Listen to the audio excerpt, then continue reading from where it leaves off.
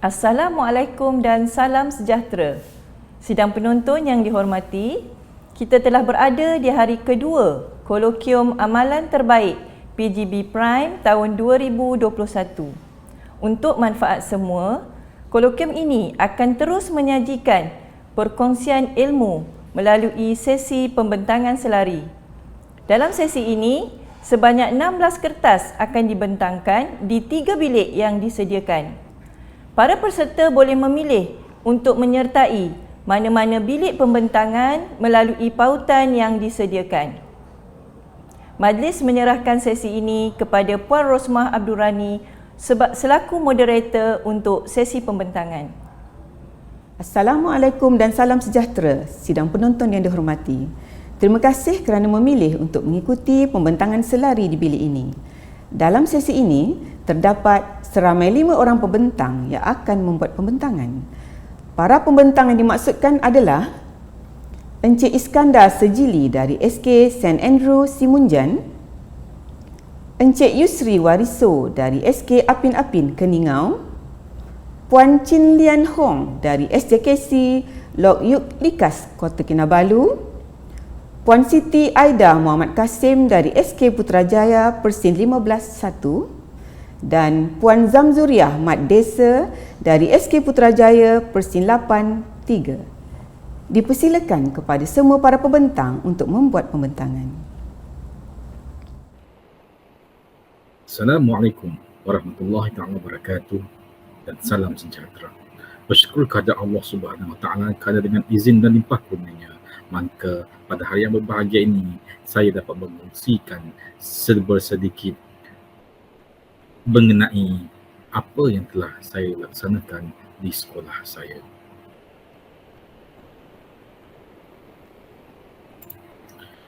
Selamat datang ke SK St. Andrew Simunjan. Together, everyone achieve more. Tajuk pembentangan saya pada hari ini ialah bertajuk pengurusan. Sabda Nabi Muhammad SAW yang berbunyi, sesiapa yang berbicara tentang ilmu bererti memuji Tuhan. Sesiapa yang berusaha mencari ilmu bererti menyembah Tuhan. Sesiapa yang mengajar ilmu, Allah menyempurnakan pahalanya. Dan sesiapa yang mempelajari ilmu dan mengamalkannya, Allah akan menunjukkan hal-hal yang belum diketahuinya. Mutiara Kata juga ada mengatakan, semalam jadikan panduan, hari ini mulakan perjuangan, esok meraih kejayaan. Sedikit latar belakang, nama Iskandar bin Sejili berpendidikan ijazah sarjana muda pendidikan kepujian matematik. Mula berkhidmat pada 17 Januari 2000 dan tempat pertama ialah SK Kuala Tau Bintulu, SK Bajong, Simunjan, kemudian ke SK Sebangkoi Mawang dan juga SK St. Andrew bermula 2016 hingga sekarang. Saya juga pernah menjawat jawatan sebagai pelongkanan 1 dari tahun 2002 sehingga 2004, 2006 hingga 2015, pelongkanan HEM pada tahun 2005 dan pelongkanan KK pada tahun 2015 hingga 2016. Kemudian pada 1 Disember 2016 sehinggalah sekarang saya menjawat jawatan sebagai guru besar. Saya juga merupakan graduan NPQEL Ambilan 2 2015. Inilah kaki tangan di SK St. Andrew Simunjan yang terdiri daripada 7 orang guru dan seorang pembantu tadbir dan juga termasuk saya sendiri menjadikannya sebagai 9 orang staf di SK St. Andrew Simunjan. Serba sedikit sejarah sekolah. St. Andrew ditubuhkan pada tahun 1937 atas inisiatif orang kampung sendiri secara bergotong royong. Pertama sekali, sekolah ini seperti pondok durian, beratap nipah, berdinding buruh dan berlantaikan tanah. Kemudian pada tahun 1946, sekolah ini dihentikan operasinya selama 3 tahun akibat kedatangan Jepun pemerintah negeri Sarawak. Pada tahun 1957, sekolah Entangu telah diambil alih oleh Mission School dan diberi nama sebagai St. Andrew Schools Entangu. Mulai dari sinilah murid yang bersekolah didaftarkan kemasukannya dan guru dibayar gaji mengikut bulan beserta grade. Pada 1980, SK St. Andrew diambil alih oleh kerajaan dan mulai saat itulah nama sekolah ini ditukar kepada SRK St. Andrew. Pada tahun 1982, sekolah telah berpindah ke tapak baru yang sedia ada sekarang ini di tapak yang berkeluasan lebih kurang 2.5 hektar. Kedudukan sekolah terletak dalam kampung Entango dan sehingga hari ini usia sekolah ialah 74 tahun. Misi ialah pendidikan berkualiti, insan terdidik, negara sejahtera.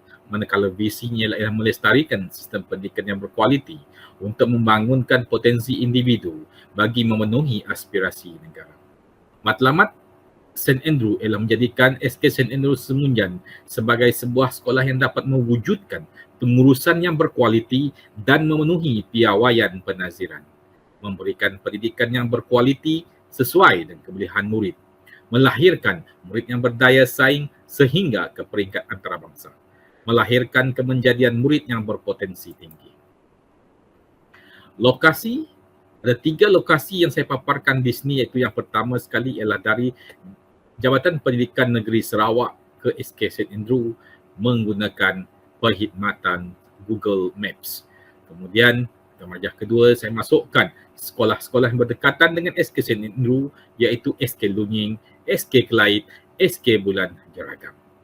Seterusnya, pada gambar yang ketiga ini ialah pandangan SK St. Andrew serta kampung yang berada di situ melalui drone.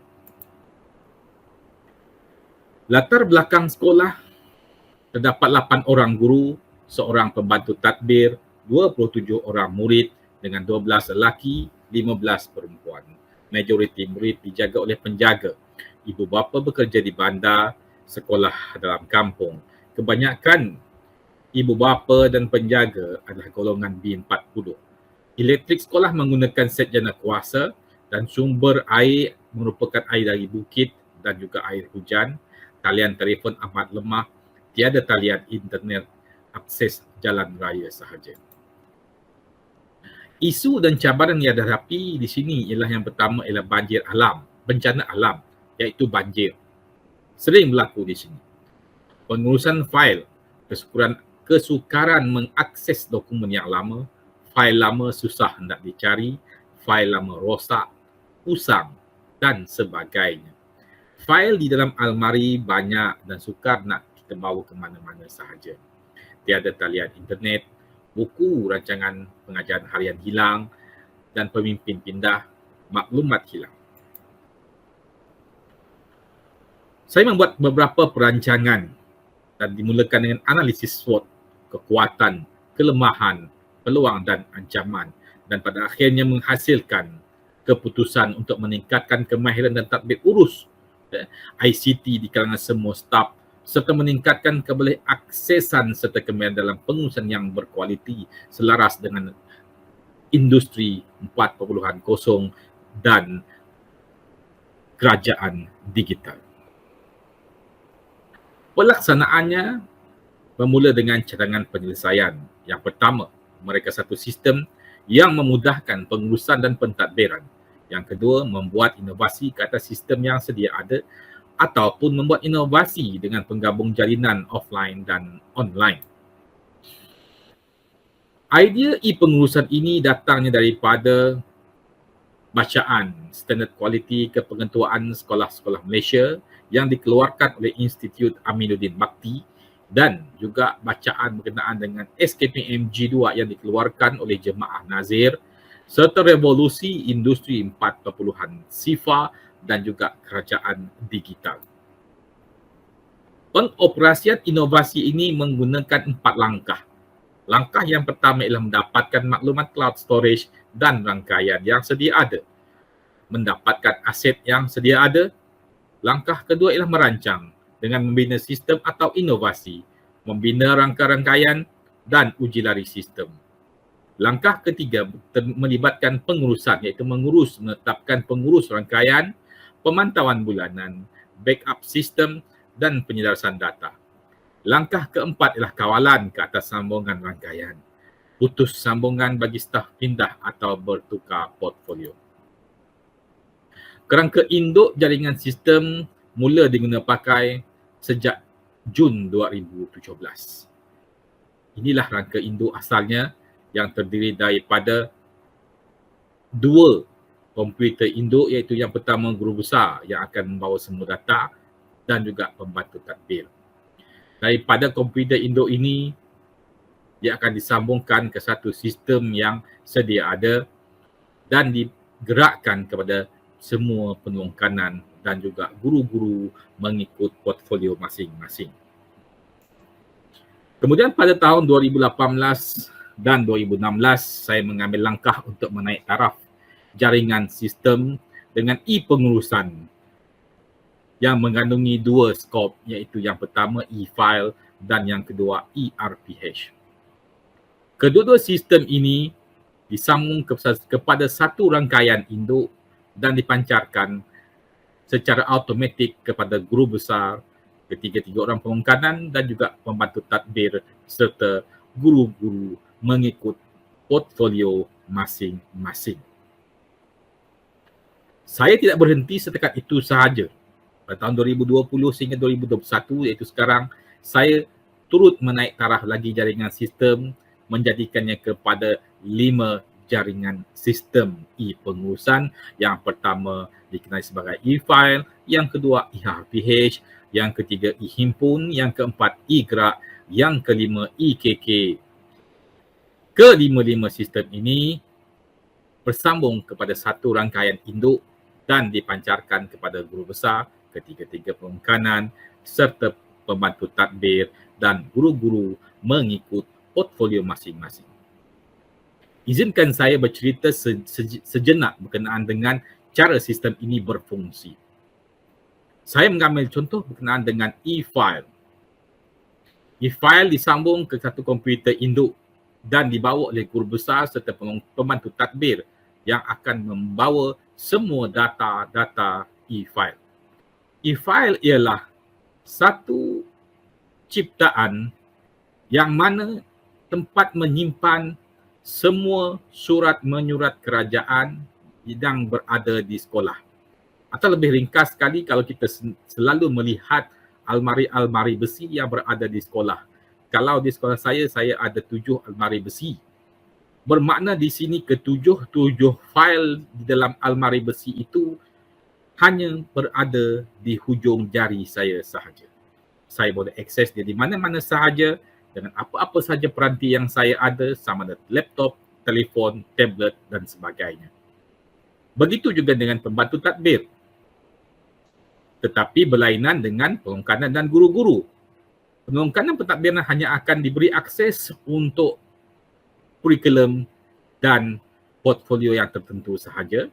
Manakala pengkanan HEM akan mengakses dokumen ataupun fail berkenaan dengan hal ehwal murid dan portfolio lain. Pengkanan KK juga akan membawa portfolio pengkanan KK dan portfolio yang dibenarkan sahaja. Selain daripada itu, ketiga-tiga pengkanan tidak akan mempunyai akses ataupun tidak dapat membuka fail-fail yang lain selain daripada portfolio yang dipegang oleh mereka. Jadi ini akan menjamin keselamatan data yang sedia ada di sekolah. Begitu juga dengan guru-guru yang lain. Sekiranya mereka seorang pegawai aset, dia hanya akan disambungkan kepada e-file ataupun file-file yang berkenaan dengan pengurusan aset sahaja. Sekiranya pegawai aset, contohnya guru A, seorang pegawai aset, dia mengemaskini laporan sukuan. Bermakna setelah beliau mengemaskini laporan sukuan, saya akan menerima laporan berkenaan secara automatik. PK pentadbiran akan menerima laporan berkenaan secara automatik. Pembantu tadbir pun sama. Macam mana ia berfungsi? Guru A mengemaskini laporan sukuan di dalam laptopnya. Tiada talian internet. Tapi apabila dia balik ke rumah, dia akan menyambungkan laptop dia kepada mobile hotspot ataupun wifi yang sedia ada.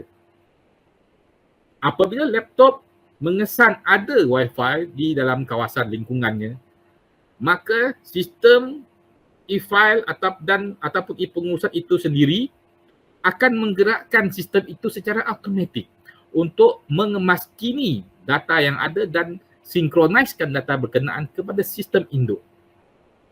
Dan dari situlah saya akan menerima data berkenaan secara automatik tanpa guru A itu memberikan data itu kepada saya. Saya tetap akan menerima. Begitu juga dengan ERPH. Guru A membina RPH hari ini untuk rancangan mengajarnya pada hari esok. Penongkanan pentadbiran akan menerima rancangan mengajar mereka. Begitu dengan semua juga penongkanan lain dan juga saya sendiri serta pembantu tadbir.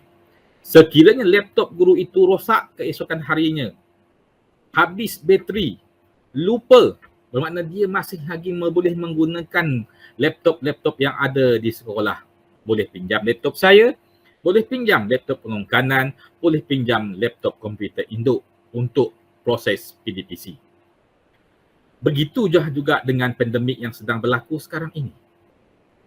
Saya merasa amat senang bekerja semasa pandemik ini kerana semua fail dalam 7 kabinet besi itu berada di hujung jari saya sahaja.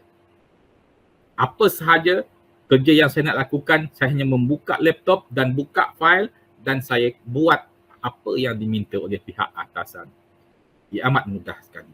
Tanpa saya perlu berfikir macam mana saya nak pergi ke sekolah. Sekarang ni PKPD. Macam mana saya nak pergi ke sekolah? Kita tengah kuarantin. Dan benda itu tidak perlu saya fikirkan kerana ia berada di hujung jari. Pelan keselamatan data. Data hanya disambung kepada pegawai yang memegang portfolio berkenaan sahaja. Jika pegawai bertukar portfolio atau berpindah, maka sambungan akan diputuskan. Setiap bulan data akan diselenggara supaya storage tidak penuh. Data akan dibuat backup setiap 3 bulan. Impak pengurusan ini yang pertama, data lebih mudah disimpan dan selamat. Kita bergerak ke arah pentadbiran abad ke-21 selaras dengan revolusi industri 4.0 serta kerajaan digital. Kita selalu bercakap berkenaan dengan pembelajaran abad ke-21 dan sekarang tibalah masanya pula kita beralih ke pentadbiran abad ke-21. Namun, kita tidak menafikan penggunaan fail ataupun surat secara cetakan masih lagi diguna pakai untuk tujuan-tujuan yang tertentu, terutama keuangan dan mahkamah. Seterusnya, data lebih mudah diakses di mana-mana dengan apa sahaja medium, sama ada laptop, komputer, telefon pintar, tablet ataupun cyber cafe. Sekiranya laptop kita rosak ke apa, kita nak menggunakan cyber cafe boleh. Kita boleh buka. Kemudian kita boleh log out. Macam kita buka email kita juga. Seterusnya, data dikongsikan hanya mengikut portfolio. Sistem telah dikembangkan seperti saya nyatakan tadi dan seterusnya ia memberi impak kepada standard quality ataupun SKPM G2 kita seperti yang saya paparkan di sini kepada standard 1, standard 2, standard 3 dan juga standard 4 untuk ERPH. Berdasarkan kepada maklum balas dan tinjauan yang saya laksanakan kepada semua pengguna-pengguna e-file melalui sambungan ataupun pautan yang saya paparkan di sini, 100% bersetuju e-pengurusan memudahkan pengurusan. 100% setuju e-pengurusan mudah diakses pada komputer. 91.7% setuju e-pengurusan mudah diakses pada telefon pintar mereka. Manakala selebihnya mengalami sedikit masalah pada telefon. 100% setuju e-pengurusan menjadikan kerja mampu dilaksanakan di mana-mana. 100% setuju rekod e-pengurusan disimpan dengan selamat. 100% tidak bersetuju e-pengurusan menyusahkan mereka. 100% setuju rekod e-pengurusan dapat diakses dengan mana-mana peranti. 91.7% tidak bersetuju e-pengurusan hanya bersifat salinan lembut sahaja. 100% setuju e-pengurusan bersifat salinan lembut yang sistematik, disambung kepada pengguna tertentu dan dipusatkan kepada pengurus. 100% setuju e-pengurusan bukanlah perisian yang berbayar. Saya tidak pernah membayar 1 sen pun kepada sistem yang saya gunakan ini. Ia bukanlah aplikasi yang kita perlu beli seperti yang sedia ada sekarang. Saya hanya menggunakan aplikasi yang sedia ada dan membina sedikit inovasi ke atasnya.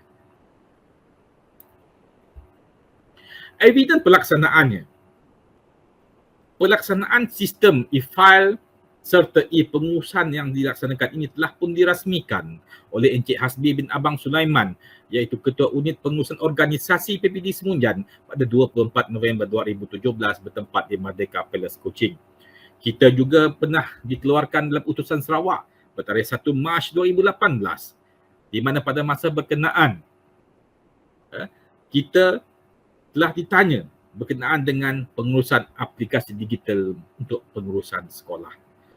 Tanpa disangka, sekolah kurang murid, jauh di pedalaman, tanpa talian internet, mampu menggunakan aplikasi digital untuk menguruskan sekolah. Dan saya amat berasa bangga dapat menukarkan kelemahan yang sedia ada kepada kelebihan. Kebijaksanaan menjanjikan kejayaan dan kebahagiaan. Tetapi jika disalahgunakan, akan mewujudkan penderitaan. Sekian sahaja daripada saya. Terima kasih.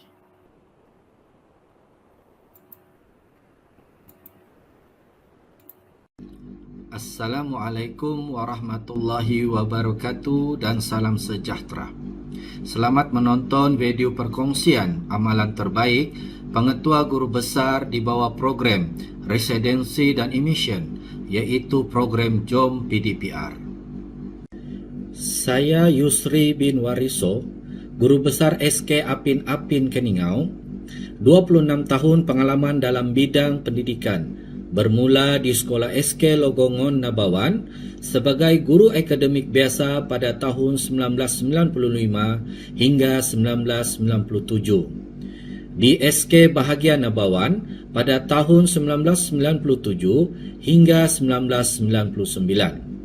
Di SK Membulu Keningau pada tahun 1999 hingga 2001. Bertugas di SK Ulu Senagang Keningau sebagai penolong kanan co-curriculum pada tahun 2002 hingga 2008. Kemudian di SK Karamatoi Keningau sebagai penolong kanan hal hewal murid pada tahun 2009 hingga 2014.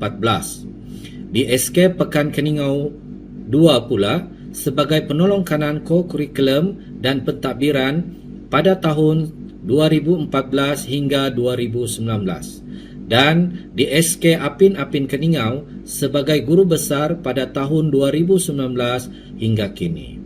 Antara kejayaan yang saya perolehi adalah penerima anugerah Guru Besar Cemerlang OKU 2021 sempena sambutan Hari Guru peringkat daerah Keningau.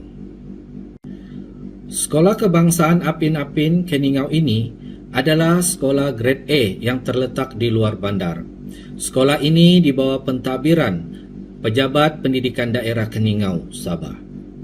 Pentadbir sekolah seramai 5 orang, iaitu guru besar, penolong kanan kurikulum dan pentadbiran, penolong kanan hal hewal murid, penolong kanan co-curriculum dan penolong kanan pendidikan khas. Guru pula seramai 28 orang. Manakala sekolah ini menampung murid prasekolah, murid program pendidikan khas integrasi dan murid perdana berjumlah 244 orang. Pada tahun 1942, sekolah ini ditubuhkan dan merupakan sekolah terawal di daerah Keningau ini.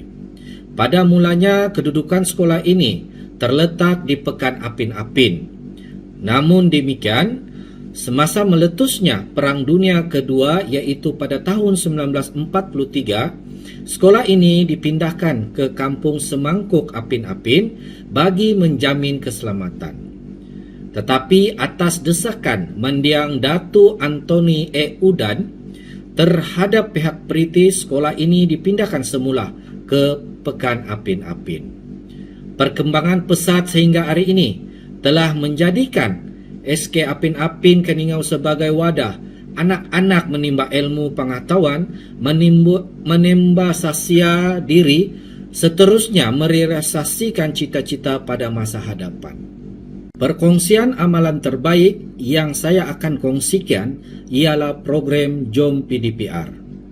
Program JOM PDPR ini disediakan selaras dengan kandungan Plan Pembangunan Pendidikan Malaysia 2013 hingga 2025 menetapkan setiap murid mendapat akses pendidikan untuk mencapai potensi diri bagi mencapai kehidupan masa hadapan. Oleh itu, dalam program ini, murid diberi hak dan peluang mengikuti pendidikan meskipun mereka tidak hadir ke sekolah. Program ini juga dapat membantu guru melaksanakan pengajaran dan pembelajaran di rumah (PDPR) sebagai alternatif pembelajaran norma baharu. Program ini dilaksanakan apabila murid tidak hadir ke sekolah dalam satu tempoh yang tertentu atas sebab bencana atau wabak atau sebab-sebab lain dengan arahan semasa Kementerian Pendidikan Malaysia. Terdapat dua objektif program ini. Yang pertama ialah meningkatkan peratus guru melaksanakan PDPR secara berstruktur dan terancang. Dan yang kedua, meningkatkan peratus murid mengikuti PDPR secara optimum. Bagi mencapai kedua-dua objektif program ini, pihak sekolah merancang inisiatif untuk guru dan murid berdasarkan isu guru dan murid yang dikenal pasti. Tempo pelaksanaan program adalah semasa tempo Perintah Kawalan Pergerakan PKP. Pelaksanaan dan pengoperasian program JOM PDPR ini dilakukan melalui strategi kitaran PDCA, Plan, Do, Check, Action. Dalam fasa P perancangan, kertas kerja program disediakan, menyediakan surat permohonan sumbangan, menyediakan borang-borang setiap program dan plan tindakan pelaksanaan program. Seterusnya, dalam fasa D pelaksanaan, melaksanakan inisiatif guru dan murid yang dipilih berdasarkan data isu ataupun masalah sebenar yang dikenal pasti ada di sekolah. Semua data dikumpul, pelaporan juga disediakan dan perlu ada ulasan daripada guru besar. Dalam fasa C, semakan, postmortem dilaksanakan untuk menganalisis data yang terkumpul. Kekuatan dan kelemahan program juga dikenal pasti dan mencadang penambahbaikan sekiranya perlu.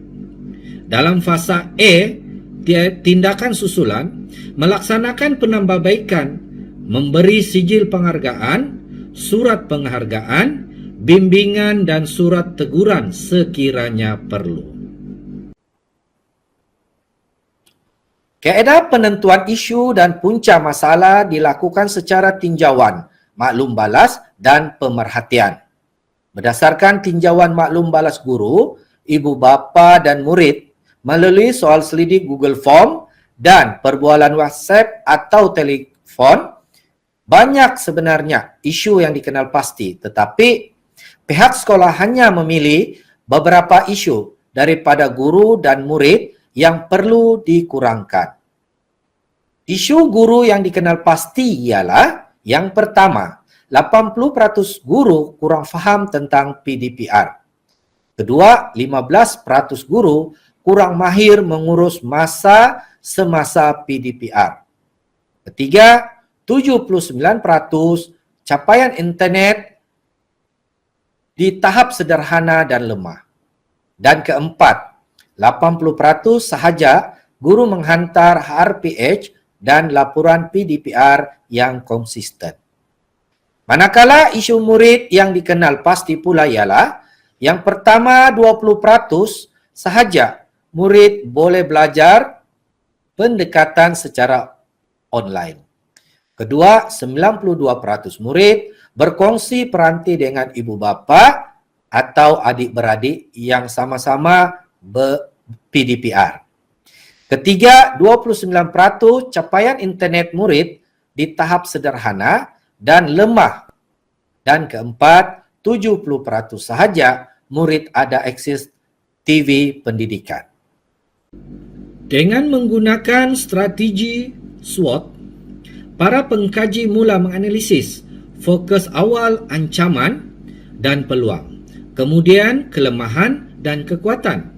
Daripada analisis SWOT ini, para pengkaji bersama jawatankuasa induk dapat membuat perancangan sekolah dengan memanfaatkan kelebihan peluang dan kekuatan dengan meminimumkan kesan negatif, kelemahan dan ancaman.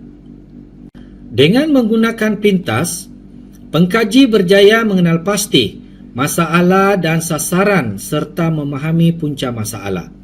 Setelah itu, pengkaji bersama jawatankuasa telah menyenaraikan inisiatif dalam program JOM PDPR untuk menyelesaikan isu yang dikenal pasti itu. Bagi mencapai KPI guru, beberapa intervensi guru telah dilaksanakan. Antaranya ialah: pertama, coaching dan mentoring dijalankan secara berterusan oleh SLT kepada semua guru secara e-coaching berkumpulan ataupun individu melalui Google Meet, WhatsApp, Telegram, panggilan telefon. Yang kedua, pembudayaan PLC. Strategi PLC, problem solving group, analisis data, new teacher induction dan mentoring. Yang ketiga, pembudayaan membina modul. Membina modul PDPR yang berstruktur dan terancang dalam tempo yang bersesuaian. Yang keempat, Padlet. Menggunakan aplikasi Padlet untuk menyimpan laporan PDPR yang lebih sistematik dan mudah dicapai. Dan yang kelima, time frame 5 petang. Membantu mengurus waktu bekerja guru semasa PDPR, menyemai budaya tidak bertangguh, menyiapkan semua laporan pada jam 5 petang. Sepanjang pelaksanaan inisiatif dalam program ini, berikut adalah beberapa impak yang diperolehi, iaitu: yang pertama, berdasarkan graf menunjukkan peningkatan peratus penglibatan guru PDPR Januari hingga Ogos ini menunjukkan 100% guru melaksanakan PDPR berdasarkan jadual waktu PDPR yang diselaraskan. Walaupun KPI guru tercapai, tetapi bantu selia di pihak pentadbir masih relevan bagi memastikan penglibatan guru semasa PDPR kekal di tahap 100%. Impak yang kedua, berdasarkan graf menunjukkan peningkatan peratus pendekatan PDPR Januari hingga Ogos ini menunjukkan 100% guru di SK Apin Apin mula memahami PDPR dengan memilih kaedah offline seperti menyediakan modul, lembaran kerja dan project based learning PBL bagi menangani isu murid yang menghadapi masalah peranti dan capaian internet. Dan impak yang ketiga ialah dari segi pengurusan masa. Berdasarkan graf berikut menunjukkan peningkatan peratus pengurusan masa PDPR Januari hingga Ogos. Ini dari 80% kepada 96% telah menyiapkan semua dokumentasi PDPR iaitu RPH dan laporan PDPR sebelum jam 5 petang yang dipantau melalui grup kawalan pentadbir dalam Padlet. Berdasarkan isu-isu murid yang dikenal pasti pula, sekolah melaksanakan beberapa inisiatif untuk membantu murid-murid mengikuti PDPR secara optimum. Yang pertama, menggubal jadual waktu khas PDPR, menyediakan 2 atau 3 mata pelajaran sehari bagi membantu murid mengikuti PDPR secara optimum. Kedua, menyediakan modul I Love PDPR. Pembelajaran menggunakan modul yang berstruktur dan pembelajaran berasaskan projek. Yang ketiga, cakna PDPR. Sentiasa berbincang dengan ibu bapa, menyokong pembelajaran anak-anak atau menghantar bahan PDPR kepada murid yang tidak ada perhubungan telefon. Keempat, reward PDPR. Memberi ganjaran sebagai galakan dan motivasi kepada murid mengikuti PDPR. Dan kelima, seronoknya PDPR mempelbagaikan medium dalam menyampaikan PDPR kepada murid seperti rakaman video, YouTube, CegWTube dan permainan atas talian. Sepanjang pelaksanaan inisiatif-inisiatif tadi mampu menangani isu murid yang dikenal pasti berdasarkan graf menunjukkan peningkatan peratus penglibatan murid PDPR Januari hingga Ogos ini, iaitu dari 96% ke 100%.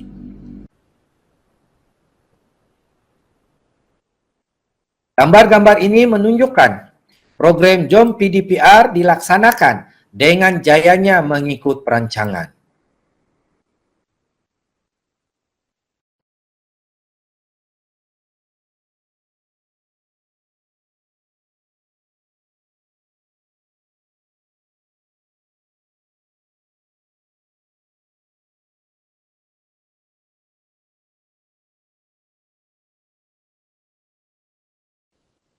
Kejayaan yang turut dicapai dalam program ini ialah pada 30 Jun 2021, SK Apin Apin dijemput membentangkan program perkongsian amalan terbaik pengurusan PDPR norma baharu yang bertajuk Program JOM PDPR dalam mesyuarat Jawatankuasa Kurikulum Sekolah Rendah Pejabat Pendidikan Daerah Keningau Bilangan 2/2021. Pada dasarnya program JOM PDPR ini telah berjaya mencapai objektif yang disasarkan dan berpotensi menjadi amalan. Selain itu, menerusi inisiatif ini juga memotivasikan dan memberi inspirasi kepada guru dan murid tentang perlunya pembelajaran dalam norma baharu yang lebih menarik. Kejayaan program ini adalah hasil kerjasama bersama pihak pentadbir, guru, murid, kaki tangan sokongan, ibu bapa dan komuniti serta keberkesanan strategi yang telah cadangan penambahbaikan agar program ini lebih mantap ialah yang pertama, pembudayaan ICT, iaitu memperluas penggunaan media-media yang lebih menarik dan bersesuaian melalui aplikasi seperti TikTok, rakaman video, link YouTube, Telegram, WhatsApp, dan sebagainya bagi menyalurkan dan mengakses maklumat PDPR serta mengadakan hari bertemu pelanggan secara online. Dan cadangan penambahbaikan yang kedua ialah memantapkan PIBK, iaitu meningkatkan kerjasama antara sekolah, ibu bapa serta sokongan komuniti bagi membantu menjayakan program PDPR ini. Secara keseluruhannya, program JOM PDPR dilihat berjaya memupuk budaya kerja yang profesional, optimis, berwawasan, affection dan rasional. Warga pendidik mula sedar tentang kepentingan perubahan pedagogi dunia pendidikan selaras dengan musim pandemik ini. Apabila kesedaran dapat diwujudkan, maka warga pendidik terus berusaha menjadikan sekolah sumber informasi kepada murid. Sekian, terima kasih. Assalamualaikum warahmatullahi wabarakatuh.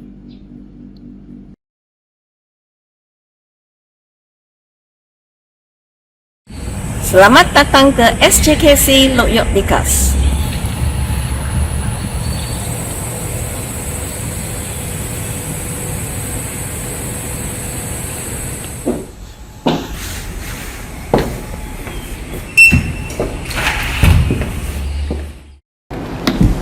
Salam hebat Sabah, katakan tidak kepada nombor 16, katakan ya kepada 10 terbaik.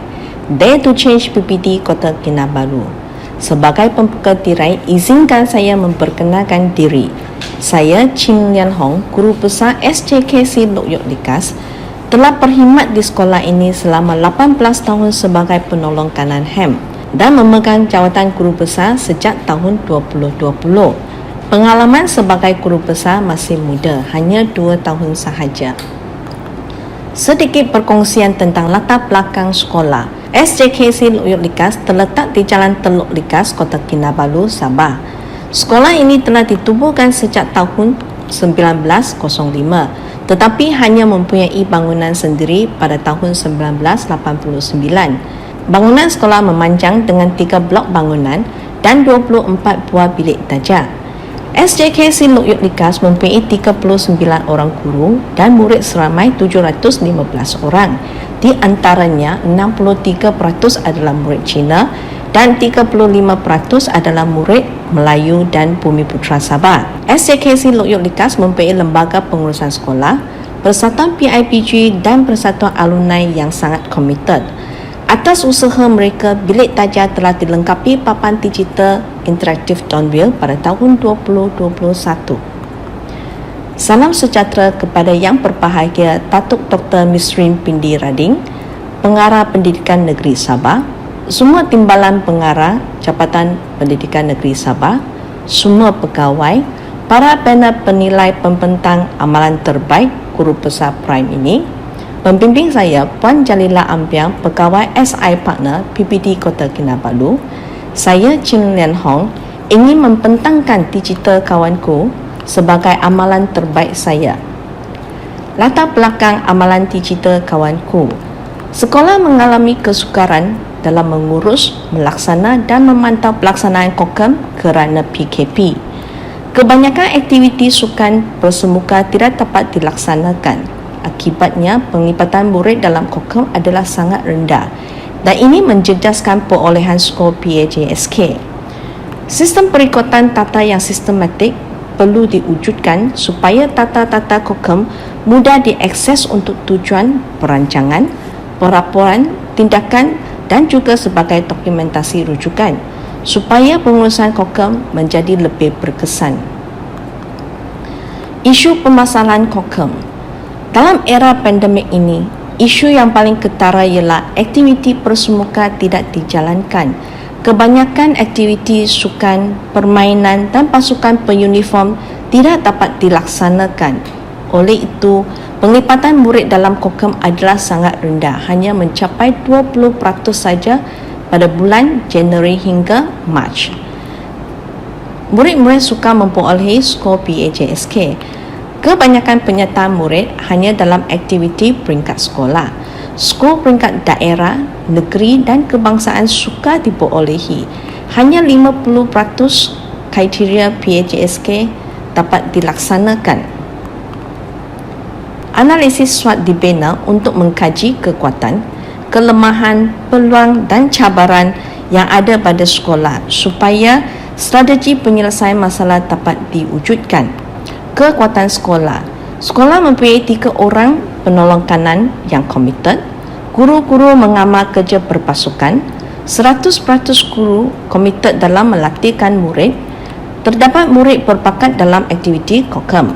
20% guru celik ICT dan 80% guru adalah berpengalaman. Kelemahan sekolah ialah sebahagian guru penasihat kurang kemahiran ke jurulatihan dalam persatuan yang dipegang. 50% guru yang kurang kemahiran ICT. Guru tidak mahir melaksanakan aktiviti KOKEM dalam talian. Peluang yang ada pada sekolah. Sokongan kewangan dari PIPG dan lembaga pengurusan sekolah. Sukarelawan yang sanggup mengorbankan masa sebagai jurulatih beberapa aktiviti sukan di sekolah. Hubungan baik dengan NGO dan swasta, sokongan komuniti setempat yang baik, sumber maklumat yang mudah diperolehi daripada internet. Cabaran yang dihadapi oleh sekolah ialah sebahagian ibu bapa menganggapkan aktiviti KOKEM adalah tidak penting. Ibu bapa kurang peranti dan pencapaian internet. Terdapat sebahagian ibu bapa yang tidak committed. Aktiviti prasemuka tidak dapat dilaksanakan kerana PKP. Beberapa strategi telah dicadangkan untuk mengatasi kegangan dan masalah kokem sekolah melalui TAUS Metrik. Strategi 1, menggunakan aplikasi dan storan dalam talian untuk mengurus dan memantau aktiviti kokem melalui amalan digital kawanku. Strategi 2, mengadakan kursus dan pengkil bagi meningkatkan tahap kemahiran ICT guru. Strategi 3, wujudkan pusat akses off-site. Strategi 4, menggunakan jurulatih luar atau profesional untuk meningkatkan kualiti pencapaian. Strategi 5, tingkatkan minat murid dalam aktiviti kokem melalui bahan maklumat dari internet, media massa dan badan NGO.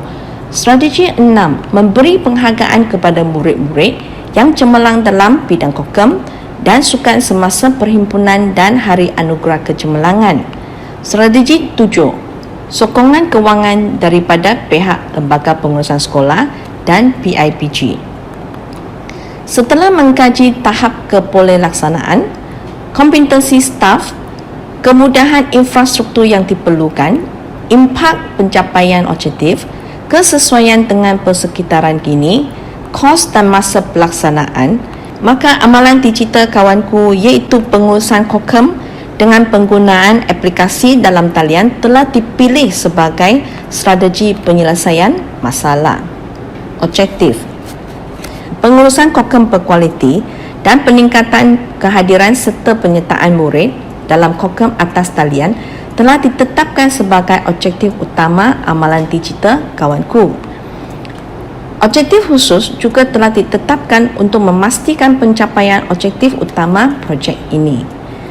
Aktiviti kokem yang berfokus kepada kemahiran kokem telah dirancang dan dilaksanakan secara dalam talian melalui aplikasi yang tersedia ada dalam telima seperti Google Classroom, Google Meet, Kahoot dan sebagainya. Pemantauan dapat dijalankan dari masa ke semasa dengan tata-tata kokem yang mudah diperolehi. Aktiviti kokem dalam talian ini bukan sahaja mempermudahkan pengurusan kokem, malahan membolehkan murid melibatkan diri dalam pelbagai aktiviti sama ada peringkat sekolah maupun peringkat daerah, negeri dan kebangsaan. Ini pasti dapat meningkatkan penglibatan murid dalam kokem dan seterusnya mencapai KPI sekolah iaitu 90% dalam penglibatan kokem. Murid-murid senang memperolehi skor PHJSK dengan penglibatan diri dalam aktiviti-aktiviti yang disebutkan tadi. Rangka konsep telah dibina untuk memastikan projek digital kawanku ini dilaksanakan dengan lancar menuju pencapaian objektif yang ditetapkan.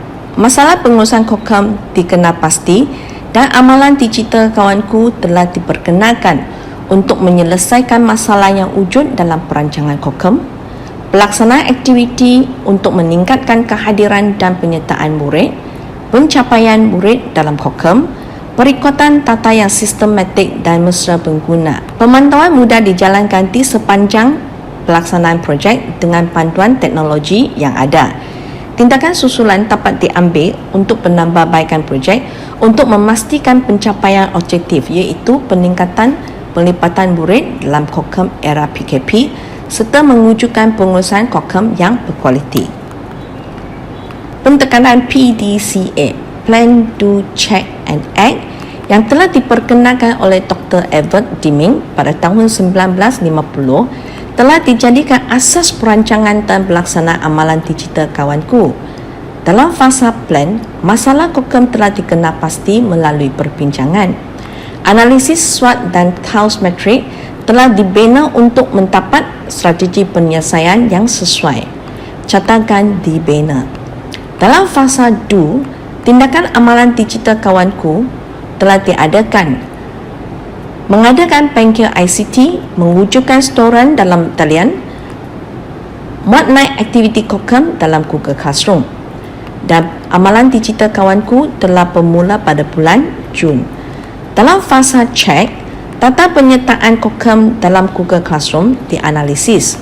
Skor PHJSK direkod. Borang soal selidik maklum balas keberkesanan diedarkan untuk menilai keberkesanan projek. Dalam fasa Act, pemantauan dan tindakan susulan telah diambil untuk membantu guru yang masih tidak mahir dalam ICT serta murid yang tidak aktif dalam COCOM. Catakan telah dibina sebagai senarai semak tahap kemajuan pelaksanaan projek digital kawanku untuk memastikan projek bergerak pada landasan yang betul sehingga penghujung. Dalam prestasi COCOM untuk mengenal pasti masalah telah diadakan pada minggu pertama bulan Jun, disusuli dengan pembentukan jawatan kuasa Bengkel pada minggu kedua hingga keempat dalam bulan Jun. Pelaksanaan COCOM dalam Google Classroom telah bermula pada bulan Julai. Kutipan tata penyertaan dengan Google Form, storan di Microsoft SharePoint dan Google Drive, klip video yang berfokus kemahiran COCOM dimuat naik dalam Google Classroom untuk penyertaan murid, info aktiviti disebar luas. Pemantauan dan bimbingan juga dijalankan di sepanjang pelaksanaan amalan digital kawanku. Tata penyertaan COCOM dalam Google Classroom direkod dan dianalisis di sepanjang pelaksanaan amalan digital kawanku. Dialog prestasi diadakan dari masa ke semasa untuk membincang masalah yang timbul dan juga penyelesaian. Pada bulan Ogos, penilaian keberkesanan dan penambahbaikan projek diadakan. Tata analisis penyertaan dalam Google Form, maklum balas guru yang diperolehi melalui borang soal selidik dikaji untuk melihat keberkesanan projek amanah digital kawanku.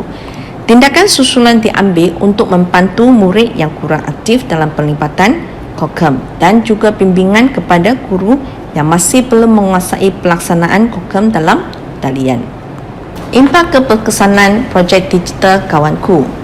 Tata-tata penglibatan murid yang direkod secara digital dalam Microsoft SharePoint, Google Drive telah dianalisis untuk melihat sejauh mana amalan digital kawanku berjaya meningkatkan penglibatan murid dalam COCOM.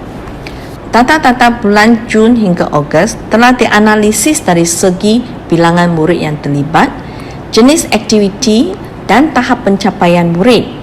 Dari analisis data ini, didapati bilangan murid yang menyertai pola kerancang telah meningkat dari 81 orang ke 169 orang, telah meningkat sebanyak 61%. Manakala pasukan beruniform PPSM, bilangan murid telah meningkat dari 83 orang ke 172 orang, telah meningkat sebanyak 56%. Ini menunjukkan amalan digital kawanku berjaya meningkatkan penglibatan murid dalam COCOM. Tata perbandingan keberkesanan pelaksanaan COCOM sebelum dan selepas projek digital kawanku. Dari data ini, peratus tahap kepuasan guru terhadap pelaksanaan amanah digital kawanku dari segi meningkatkan kehadiran dan penyertaan murid telah meningkat dari 20% ke 76%. Manakala dari segi kemudahan perolehan skor PAJSK telah meningkat dari 50% ke 95%. Peningkatan adalah sebanyak 46%.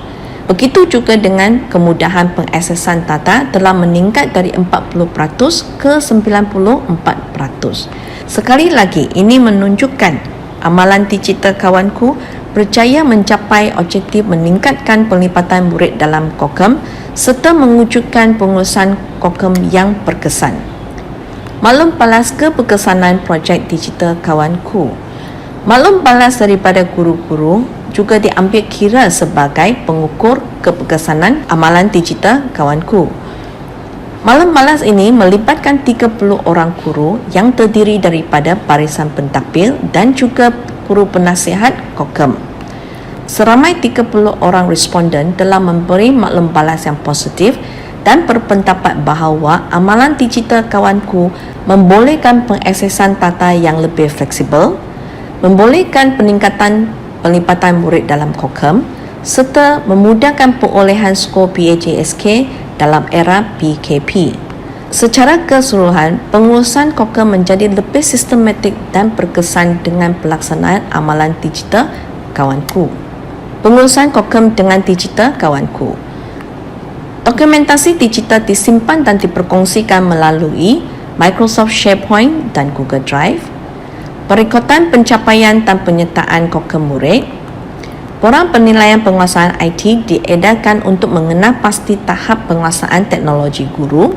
Pengkil hands-on diadakan untuk memperkasakan tahap penguasaan teknologi guru. Sesi perbincangan dan perkongsian tentang pelaksanaan amalan digital kawanku. Amalan digital kawanku yang menggalakkan penglibatan murid dalam Kokem. Klip video kemahiran Kokem, aktiviti serta borang penyertaan Google Form telah dimuat naik dalam Google Classroom untuk penyertaan murid. Analisis penglibatan sukan, kelab dan pasukan beruniform. Analisis penyertaan pertandingan. Data pelaksanaan program direkod dalam talian untuk perkongsian dan rujukan. Perekotan pencapaian murid dalam media sosial. Penghargaan untuk menggalakkan penyertaan murid dalam Kokem. Secara keseluruhan, amalan digital kawanku bukan sahaja berjaya meningkatkan pelibatan dan penyertaan murid dalam Kokem dari 20% ke 70%, tetapi juga berjaya meningkatkan pengisian skor PHSK dari 50% ke 95%. Amalan digital kawanku ini didapati sangat berkesan dalam pengurusan Kokem. Penggunaan amalan digital kawanku ini akan diteruskan dan diperluaskan ke bidang yang lain. Cabaran. Guru-guru masih perlu pemekasaan dan pemantapan kemahiran ICT mengikut keperluan dunia digital yang sentiasa berubah dengan dinamik. Pencapaian intelek yang kurang stabil perlu diatasi supaya murid tidak tercicir dalam penyertaan Kokem maya. Penambahbaikan. Melaksanakan penanda aras budaya amalan digital di organisasi lain. Wujudkan pusat akses offsite sebagai salah satu intervensi untuk membantu murid-murid yang bermasalah pencapaian internet. Mengaktifkan aktiviti ladap dalaman sekolah untuk memperkasakan kemahiran guru dalam bidang ICT. Amalan digital kawanku diperluaskan ke bidang pengurusan kurikulum dan juga pengurusan HAM. Ini adalah beberapa penambahbaikan yang dicadangkan untuk memantapkan pelaksanaan amalan digital kawanku. Sekian saja perkongsian saya hari ini. Sekian, terima kasih.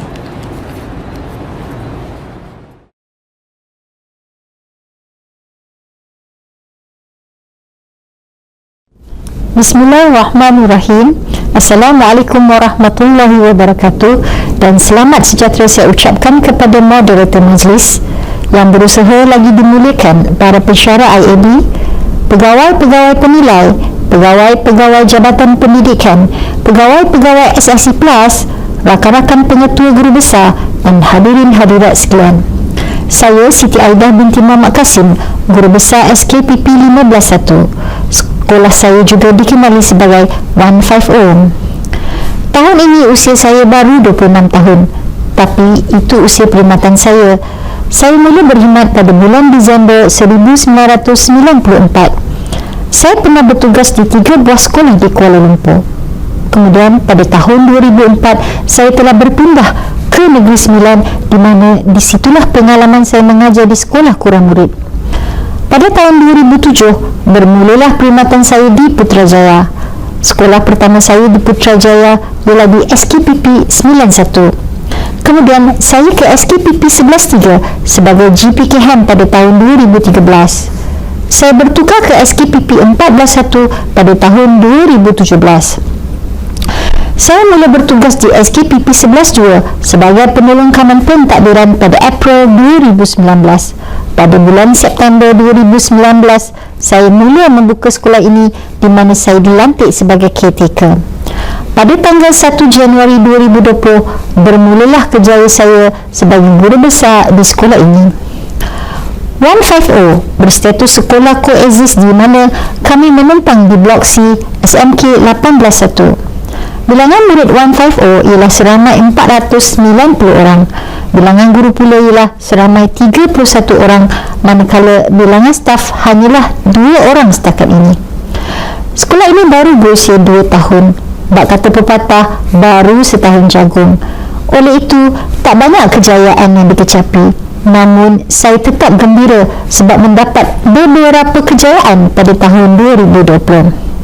Antaranya ialah mendapat tempat dalam beberapa pertandingan yang disertai, contohnya pertandingan kuis keselamatan jalan raya Piala Presiden Perbadanan Putrajaya, kejohanan merentas desa MSSWP, pertandingan STEM online dan beberapa kejayaan yang lain.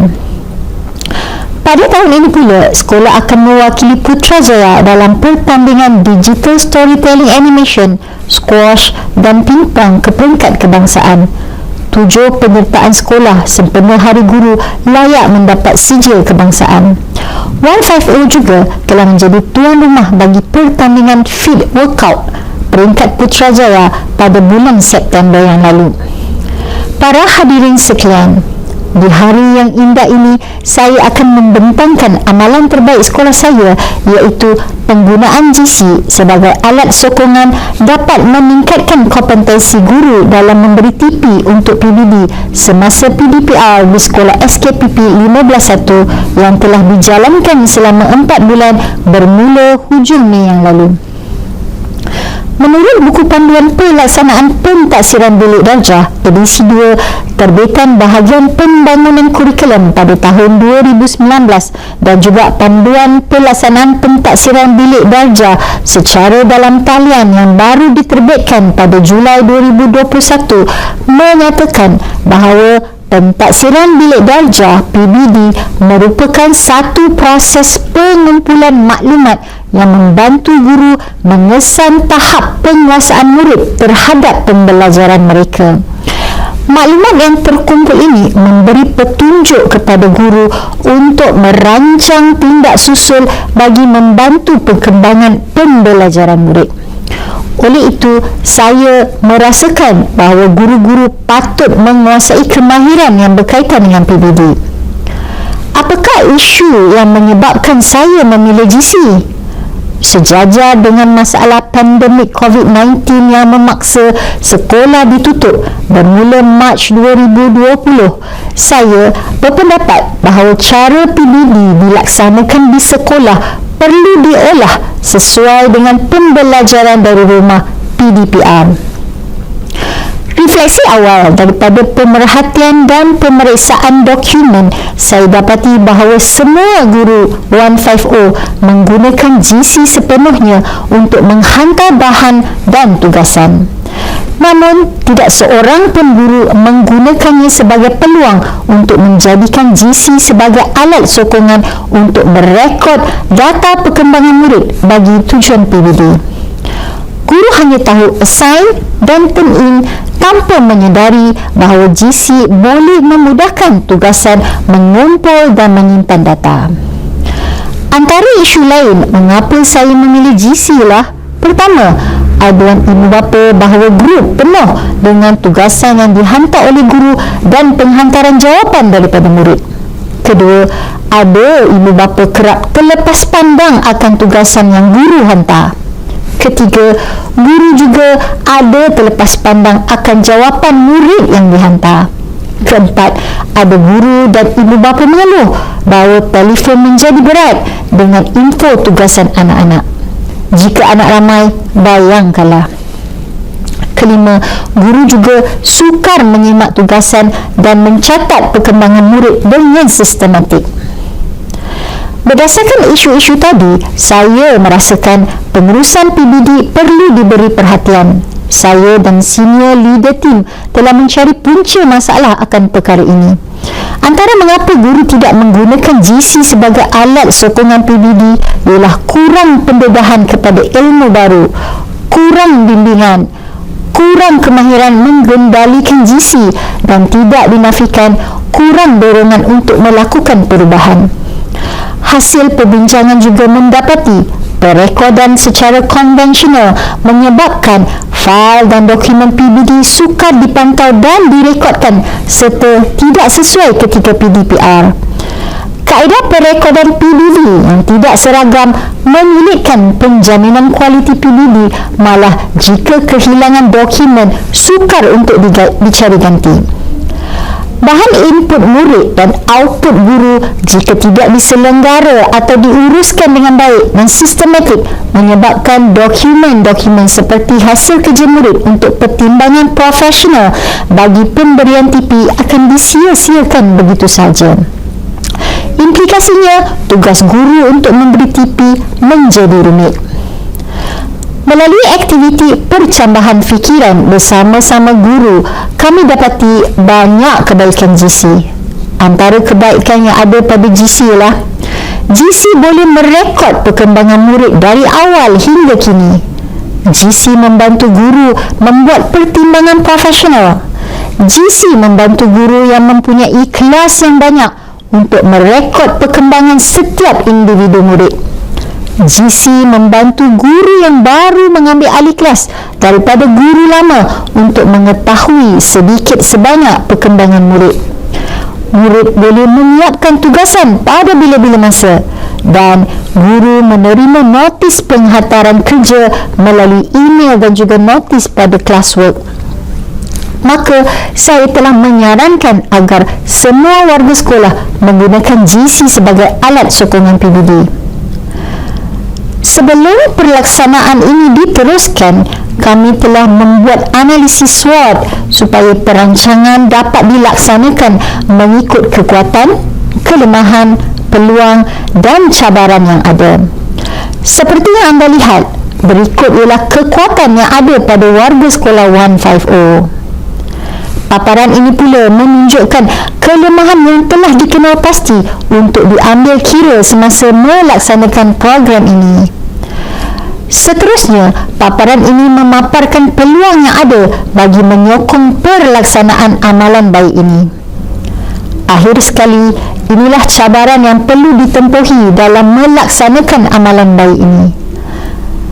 Setelah mengambil kira pelbagai aspek, langkah seterusnya ialah kami telah membuat satu perancangan program melalui Pelan Intervensi Transformasi Sekolah atau dikenali PINTAS. Selain PINTAS, kami juga telah merangka pelan operasi melalui One Page Management Program atau dikenali sebagai OPPM. Melalui OPPM ini, kami mengalihkan tugasan kepada pegawai yang bertanggungjawab semasa proses perancangan, pemantauan, penilaian dan pelaporan secara berperingkat untuk melihat sejauh mana perkembangan program ini berlangsung. Bagi memastikan amalan ini dilaksanakan seperti yang dihasratkan, strategi pelaksanaan telah dibahagikan kepada 3 fasa. Dalam fasa 1, kami telah mengenal pasti isu berkaitan PBD. Kemudian, saya telah mengarahkan mesyuarat, ladab serta bimbingan berfokus dilaksanakan seperti dirancang. Fasa 2 pula, saya sendiri melaksanakan pemerhatian dan semakan dokumen, memandangkan guru-guru saya belum mahir dan tiada pendedahan. Seterusnya, saya meminta guru yang telah mahir membuat perkongsian. Akhir sekali, saya melaksanakan bimbingan individu. Dalam fasa 3 pula, saya menjalankan temu bual bersama guru untuk mendapatkan respon bagi tujuan refleksi seperti model kajian tindakan Lewin seperti paparan berikut. Hadirin sekalian, gambar ini ialah bukti saya telah mengadakan mesyuarat dengan senior leader team dan guru-guru saya agar mereka tahu akan perancangan saya selaku guru besar. Saya menggunakan pengetahuan sedia ada saya sebagai JUPBS untuk memberi maklumat tentang PBD kepada semua guru. Seperti yang anda lihat, saya melaksanakan pementoran bagaimana melaksanakan GC untuk PBD. Inilah gambar semasa bimbingan secara umum dilaksanakan. Berikut ialah bimbingan kepada panitia. Seperti yang kita lihat ini, ada guru yang memerlukan bimbingan secara individu. Maka adalah menjadi tanggungjawab saya selaku ketua memberi tunjuk ajar. Kami juga telah menyusun sesi perkongsian guru-guru yang berkemahiran dan yang cepat belajar secara berjadual, iaitu 2 minggu sekali, tentang penggunaan GC ini. Sesekali, secara mengejut, saya juga melaksanakan pemantauan dengan kaedah pemeriksaan dokumen dan pemerhatian. Ada kalanya saya meminta guru bercerita kepada saya atau rakan setugas apa yang telah mereka faham dan buat. Di sini juga berlaku proses pengesanan tahap kompetensi guru. Setiap apa yang kita lakukan pasti ada cabaran dan ujiannya. Antaranya, saya dapati ada guru yang belum menguasai sepenuhnya kemahiran mengendalikan GC. Ada juga guru yang masih menggunakan kaedah konvensional untuk merekod PBD. Percaya atau tidak, memang ada guru yang masih kurang yakin akan kebolehan mereka menggunakan ICT. Bagi mengatasi masalah ini, saya memanggil mereka dan meminta agar mereka menunjuk apa yang mereka boleh buat. Dari situ, saya membimbing. Selain itu, saya terus memberi dorongan secara berterusan kepada mereka. Walau bagaimanapun, bukan mudah untuk melakukan perubahan dengan kadar yang cepat. Sebagai guru besar, kita perlu bersabar, tidak berputus asa dan bekerja sebagai satu kumpulan. Setelah melaksanakannya selama hampir 4 bulan, saya dapati dahulunya 31 orang guru menggunakan kaedah konvensional. Kini 26 orang guru telah menggunakan GC untuk perekodan. Seramai 19 orang guru telah mahir dan boleh menjadi mentor. Saya telah berjaya membudayakan GC dalam kalangan guru untuk membuat perekodan PBD.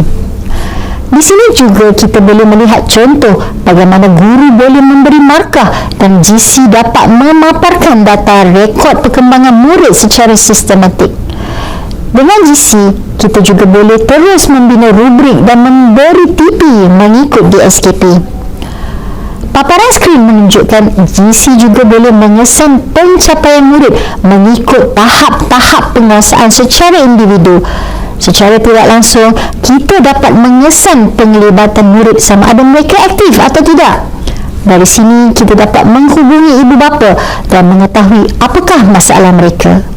Antara alasan diberikan ialah tiada berhenti, tidak sempat memantau kerana bekerja, anak dihantar ke kampung dan sikap anak itu sendiri.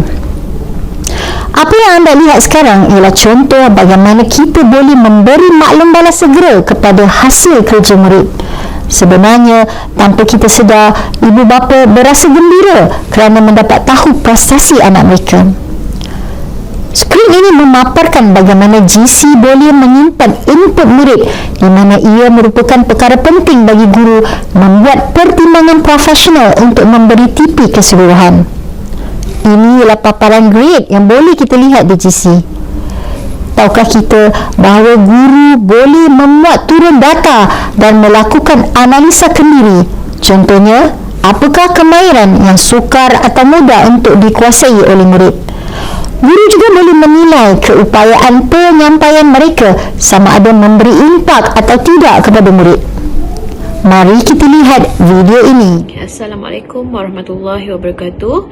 Saya Puan Siti Suryani. Saya merupakan seorang guru bahasa Inggeris di SKPP 151. Kami guru-guru di SKPP 151 telah diberi taklimat secara terperinci oleh Puan Guru Besar iaitu Puan Siti Aidah tentang cara menggunakan pentaksiran PBD di Google Classroom. Kami telah diberikan taklimat dan pada masa yang sama kami juga telah cuba untuk menggunakan kaedah ini.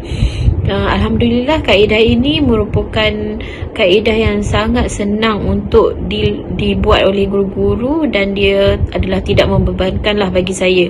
Hanya create rubrik berdasarkan skill dan berdasarkan skill dan performance level.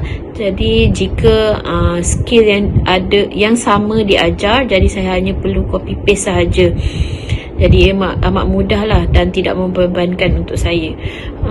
Saya suka tentang penggunaan kaedah ini kerana membantu saya untuk menilai semula sejauh mana keupayaan murid-murid saya.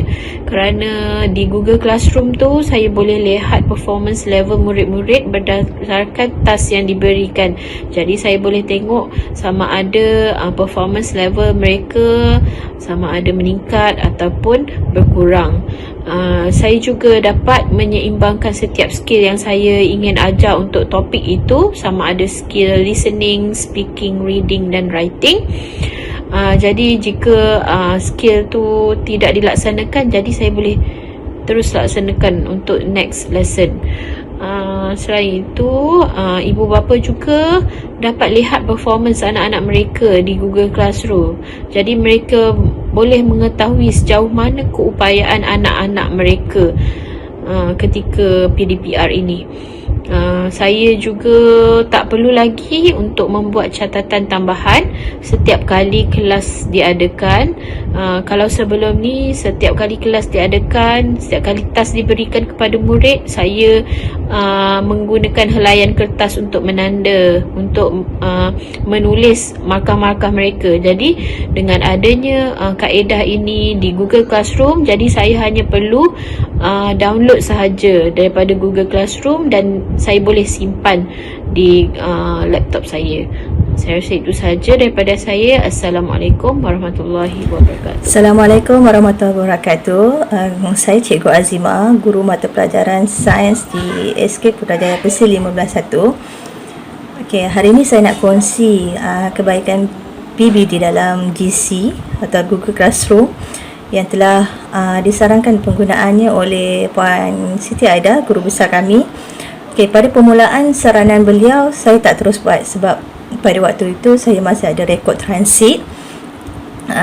Saya masih menggunakan secara manual. Tapi lepas beberapa seketika, tak lama selepas saranan beliau tu, saya mencuba buat untuk satu kelas dan alhamdulillah saya tengok banyak kebaikannya. Yang pertama, saya dah tak perlu buat secara manual. Kemudian saya boleh terus menilai hasil kerja pelajar. Terus nilai dan pelajar boleh tengok terus dia dapat TP berapa.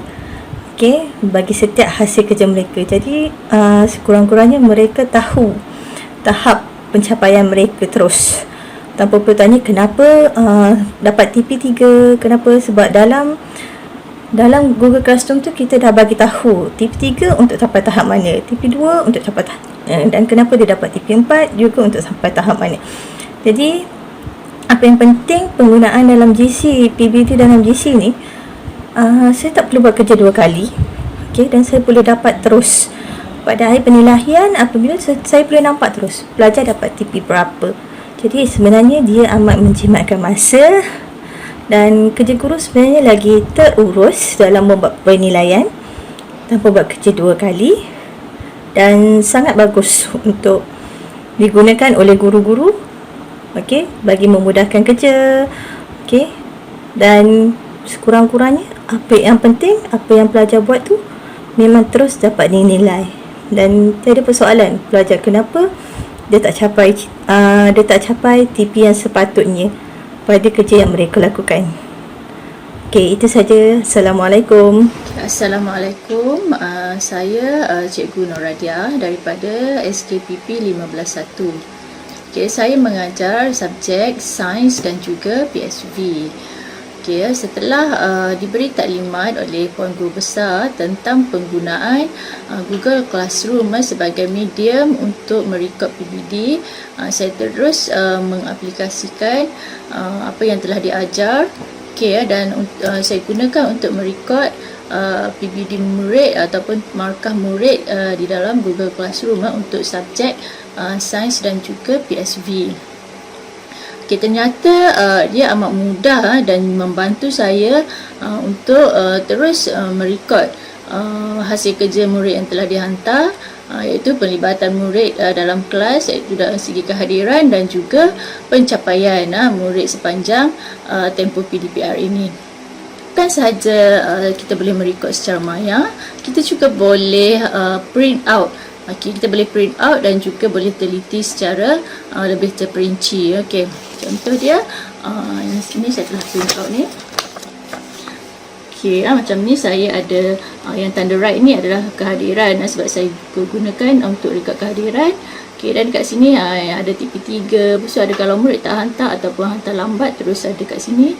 Saya terus boleh rekod prestasi dia, yang mana tak hantar, terus tak ada, yang mana hantar, terus kita boleh letak TP berapa hasil kerja yang dia hantar tu. Okey, dari sini kita pun teruslah, tak adalah banyak kali kerja nak tik kat sana, nak tik kat sini. So terus satu medium yang boleh record daripada tajuk awal hinggalah tajuk yang seterusnya. Lepas tu bila kita nak lihat secara lebih detail, boleh print dan kita boleh simpan sebagai kita punya evidence. Ternyata aplikasi ini sangat membantu dan menjadikan kerja guru lebih sistematik dan efisien. Apa yang anda lihat tadi ialah rakaman testimoni guru tentang kelebihan GC. Saya ada membuat temu bual dengan guru. Guru satu menyatakan pemberian TP boleh dilakukan serta-merta selepas semakan instrumen. Tiada kehilangan data kerana perekodan adalah secara online. Guru 2 mengatakan beliau dapat mengesan pencapaian murid mengikut bidang seni berdasarkan grade yang ada pada GC. Guru 3 menyatakan beliau boleh melihat pencapaian murid secara keseluruhan. Guru 4 pula mengatakan beliau boleh membuat follow up terhadap murid yang belum menguasai. Dipaparkan juga contoh respon bagi ibu bapa murid yang tidak aktif di dalam GC. Berikut ialah salah satu hasil pemantauan saya sewaktu PDPR, di mana GPKN saya telah berkongsi rekod perkembangan murid dengan murid-murid bagi memberi motivasi kepada mereka agar terus menyiapkan tugasan yang diberi. Hasil laporan perkembangan murid ini juga intervensi untuk murid-murid yang belum menguasai kemahiran asas telah dijalankan. Ekoran dari maklum balas ibu bapa terhadap masalah ketiadaan peranti di rumah kepada pihak sekolah telah berjaya membantu murid untuk mendapat peranti bagi tujuan PDPR di musim pandemik ini. Hadirin semua, paparan ini jelas menunjukkan bahawa penggunaan GC telah dibudayakan oleh warga sekolah bukan setakat perekodan PBD tetapi karnival sukan sekolah, kelas pemulihan, bimbingan dan kaunseling turut menggunakan GC sebagai platform utama memberi info dan tugasan kepada murid-murid.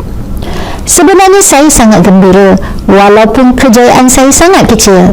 Saya gembira kerana saya dapati GC memudahkan guru saya membuat perekodan PBD sewaktu PDPR dan saya sendiri dapat memantau pelaksanaan PBD ini dengan lebih berkesan berbanding secara konvensional. Amalan baik ini telah membantu guru saya membuat pertimbangan profesional terhadap TP murid keseluruhannya dengan lebih bermakna. Sudah tentu amalan ini ada kekurangannya. Maka saya mencadangkan beberapa penambahbaikan di masa akan datang, iaitu pertama, GC masih relevan walaupun ketika bersemuka, maka ia harus diteruskan. Kedua, sesi bimbingan perlu diteruskan bagi meningkatkan kompetensi guru. Ketiga, data PBD perlu dianalisa dan digunakan sepenuhnya untuk kebaikan semua pihak, murid, guru, sekolah, ibu bapa dan pihak jabatan.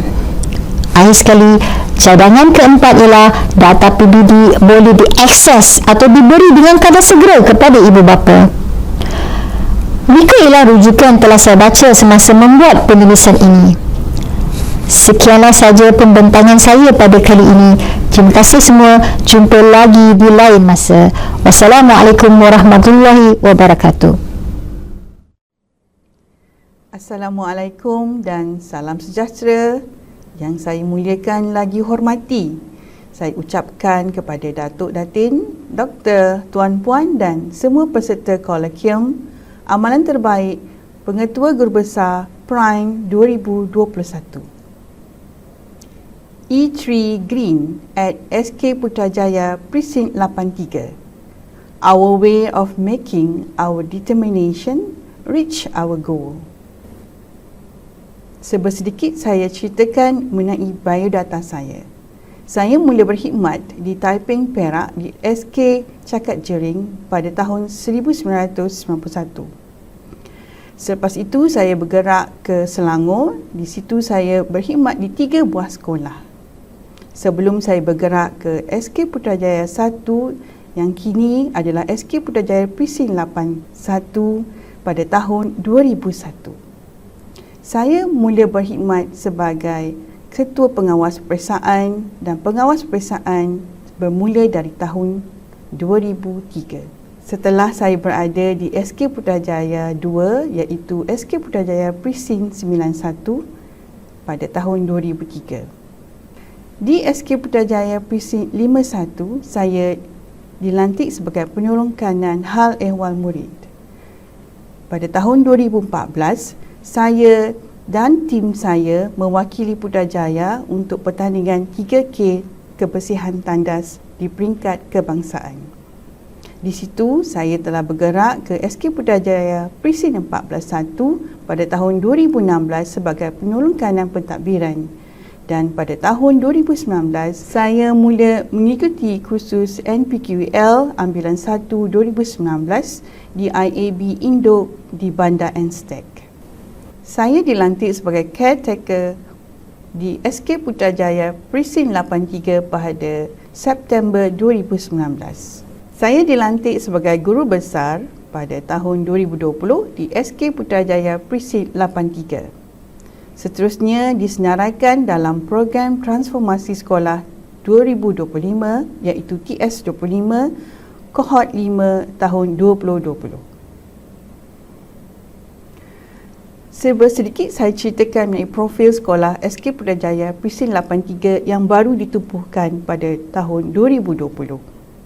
Sebagai sekolah koeksis di dalam sekolah SMK Putrajaya Presin 11-2, sekolah ini mempunyai 18 bilik darjah, setiap satunya makmal komputer, bilik sains, bilik seni, bengkel RBT, pusat sumber sekolah, pejabat am, bilik mesyuarat dan bilik pengawas. Keseluruhan guru yang ada adalah seramai 27 orang. Dan jumlah murid adalah seramai 337 dalam 11 kelas iaitu tahun 1, 2 kelas, tahun 2, 6 kelas, tahun 3, 4, 5 masing-masing 1 kelas. Ini adalah antara pencapaian sekolah yang telah dicapai daripada 2020.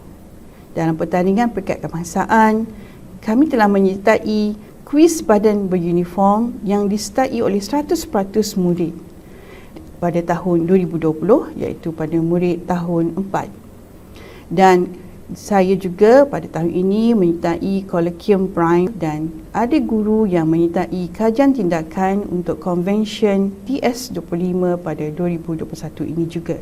Sekolah juga menyertai berbagai pertandingan di peringkat negeri dalam unit core curriculum, core akademik, hal ehwal murid, hari guru, STEM dan adab dan nilai.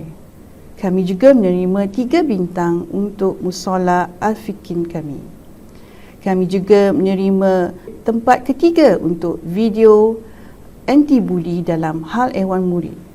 Kami juga menerima tempat ketiga untuk pertandingan menulis sajak dalam pertandingan co-akademik. Untuk pembangunan guru, berbagai aktiviti telah diadakan di peringkat sekolah dan negeri iaitu kejurulatihan, project based learning, core curriculum dan core akademik, kajian tindakan dan seterusnya. Sekolah SK Putrajaya Presin 83 juga telah menjalani satu lawatan penanda aras ke negeri Terengganu pada tahun 2020.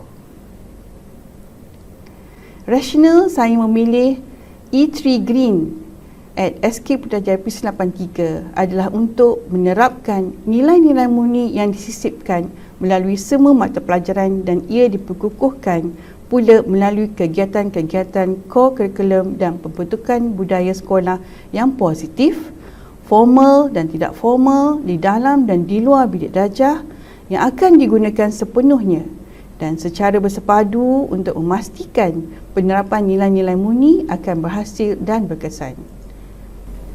E3 Green, anjakan ketiga dalam Pelan Pembangunan Pendidikan Malaysia 2013-2025 adalah untuk melahirkan rakyat Malaysia yang menghayati nilai yang sangat relevan dengan pendidikan alam sekitar. Dalam norma baru dunia pendidikan pada tahun 2020 selepas tercetusnya pandemik COVID-19, satu garis panduan norma baru persekolahan diedarkan dan saya telah membuatkan satu taklimat kepada ibu bapa dan penjaga.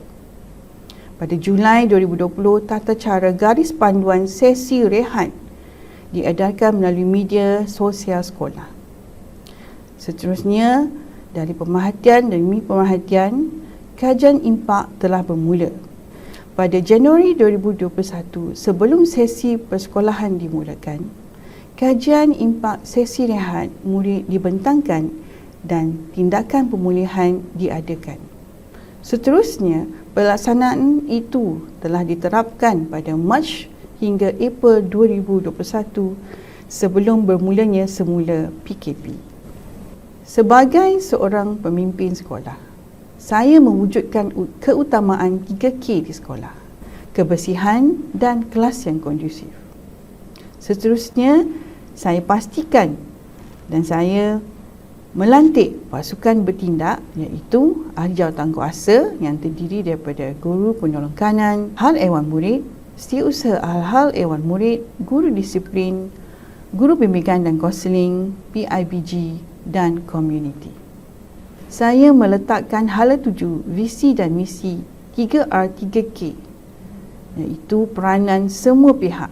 Penyebaran visi dan misi ini adalah melalui slogan E3 Green at SK Putrajaya Presin 83 kepada semua warga sekolah melalui pelbagai media masa yang ada di sekolah iaitu Facebook, Instagram, Telegram sekolah rasmi dan kumpulan WhatsApp kelas sekolah setiap kelas. Dalam mengupayakan program ini, saya memastikan SLT, MLT, guru bimbingan kaunseling dan saya mewujudkan murid sebagai Brigade E3 dalam melaksanakan segala pengawasan dan pemantauan dengan baik dan cekap. Sudah tentu ada kejayaan di dalam perubahan yang singkat ini. Jadi saya kukuhkan dengan pujian dan ganjaran kepada kelas yang terbaik, pada murid yang terbaik dan dijelaskan pada semua warga guru, ibu bapa dan PIBG. Sebagai pengukuhan, ganjaran dan pujian saya berikan kepada murid yang terbaik dalam melaksanakan program ini dan kelas yang telah melaksanakan program ini dengan baik dan cekap.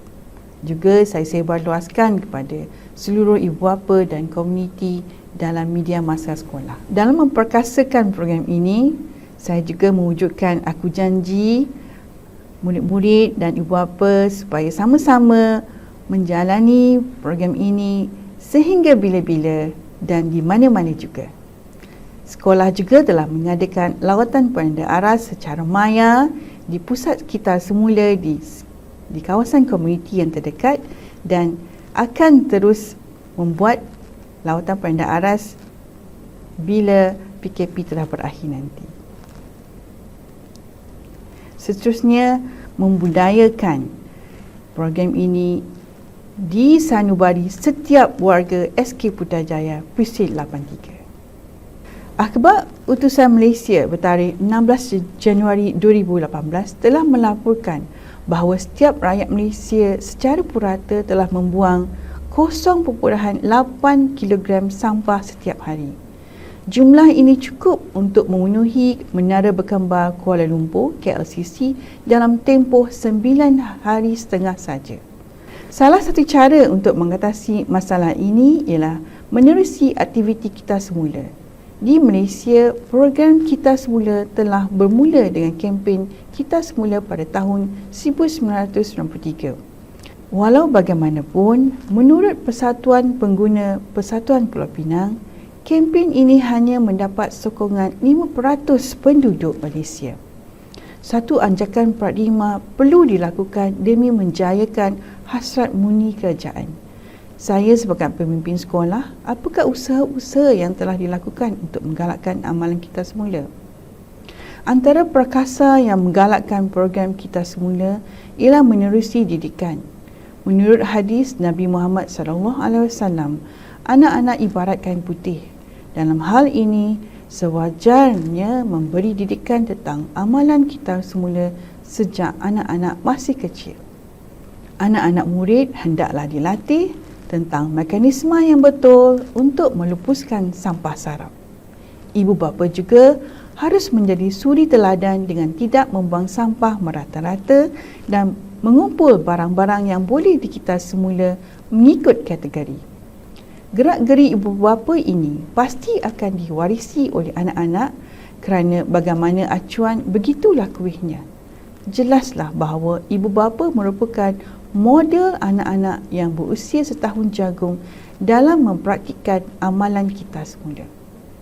Pada masa yang sama, saya sebagai pemimpin sekolah turut memikul obligasi untuk memberi kesedaran dan menggalakkan murid mengamalkan kita semula. Pelbagai kempen seperti ceramah dan pameran tentang kita semula kepada murid, nilai-nilai murni juga mesti disemai dalam sanubari murid-murid pada setiap waktu. Penubuhan Brigade E3 juga perkasa mampan bagi membantu usaha ini.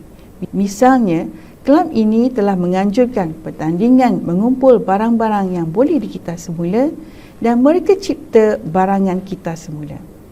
Natijahnya, murid-murid akan didedahkan dengan amalan kita semula sekaligus dapat membantu penjagaan alam kita semula. Pendek kata, komitmen pihak sekolah merupakan usaha yang signifikan dalam menjayakan amalan kita semula kerana hendak seribu daya, tak hendak seribu dalih. Ini adalah antara aktiviti yang telah kami jalankan.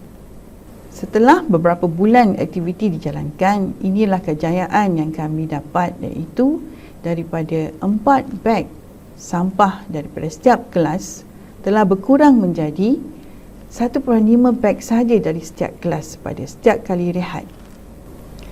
Adalah menjadi cabaran untuk mendapatkan 100% setiap kelas menerima perubahan ini dan melakukan program ini dengan terbaik.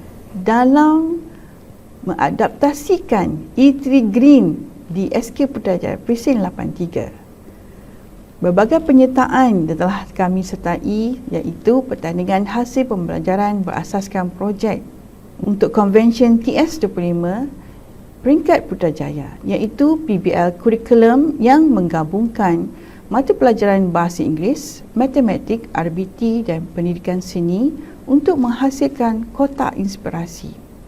Di sini, murid-murid telah menggunakan amalan terbaik mereka dengan mengadaptasikan 3R di sini, iaitu reuse dan recycle dan reduce. Seterusnya, pertandingan hasil pembelajaran berasaskan projek dalam core curriculum yang menggabungkan pasukan pengakap kanak-kanak bersama mata pelajaran sains, matematik dan bahasa Malaysia, iaitu menghasilkan sabun Aurora E3. Seterusnya, kita lihat apa kata mereka.